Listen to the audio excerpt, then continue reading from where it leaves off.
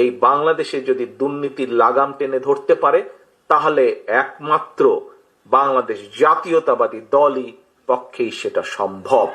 দীর্ঘ 18 বছরের প্রবাস জীবনের অবসান ঘটিয়ে দেশে ফিরছেন বিএনপির ভারপ্রাপ্ত চেয়ারম্যান তারেক রহমান।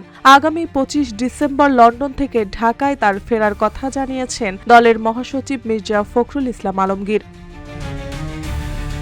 শুক্রবার রাতে গুলশানে বিএনপির চেয়ারপারসনের রাজনৈতিক কার্যালয়ে আয়োজিত সংবাদ সম্মেলনে তিনি এ তথ্য জানান। এই খবরে বিএনপির নেতাকর্মীদের পাশাপাশি দেশের রাজনৈতিক অঙ্গনে নতুন করে আশার আলো দেখছেন অনেকেই। কিউব হোল্ডিংসের গল্পে সেই রেখাটি আঁকা হয়েছিল আজ থেকে 1 যুগ আগে, কেবল কাগজে নয়, স্বপ্নের মাটির উপর।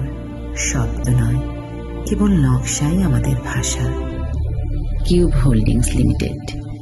মির্জা ফখরুল বলেন, তারেক রহমানের দেশে ফেরা শুধু দলের জন্য নয়, বরং দেশের মানুষের জন্য স্বস্তির বার্তা। দীর্ঘ সময় নির্বাসনে থেকেও তিনি গণতান্ত্রিক আন্দোলনের নেতৃত্ব দিয়েছেন এবং দলকে ঐক্যবদ্ধ রেখেছেন। তারেক রহমান দেশে ফিরলে গণতান্ত্রিক উত্তরণের পথে যেসব বাধা তৈরি হয়েছিল সেগুলো অনেকটাই দূর হবে বলেও আশাবাদ ব্যক্ত করেন তিনি। তিনি আরও জানান, লন্ডনে তারেক রহমানের সঙ্গে অন্তর্বর্তী সরকারের প্রধান উপদেষ্টার একটি গুরুত্বপূর্ণ বৈঠক হয়েছিল। সেই বৈঠকের সিদ্ধান্ত অনুযায়ী ফেব্রুয়ারির মধ্যবর্তী সময়ে জাতীয় নির্বাচন আয়োজনের বিষয়ে সমঝোতা হয়। সম্প্রতি নির্বাচনের তফসিল ঘোষণার মধ্য দিয়ে সেই প্রক্রিয়া দৃশ্যমান হয়েছে, যা দেশের মানুষের জন্য নতুন প্রত্যাশা তৈরি করেছে।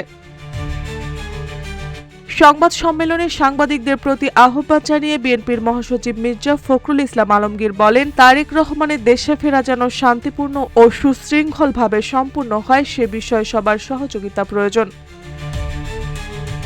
উল্লেখ্য, 2007 সালে 1/11 পট পরিবর্তনের পর গ্রেফতার হয়ে 2008 সালে কারামুক্ত হন তারেক রহমান। চিকিৎসার জন্য যুক্তরাজ্য যাওয়ার পর দীর্ঘ সময় সেখানে অবস্থান করেন তিনি। দীর্ঘ অপেক্ষার পর তার প্রত্যাবর্তন বিএনপির রাজনীতিতে নতুন গতি আনবে বলে মনে করছেন দলটির নেতাকর্মীরা।